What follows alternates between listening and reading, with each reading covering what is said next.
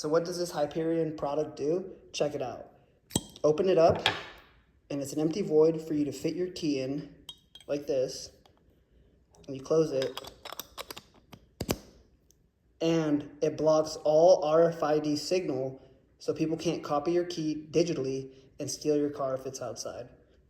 Just as a test, we're gonna try starting the car with the key inside this box, and we'll see what happens. Okay, so here's the key.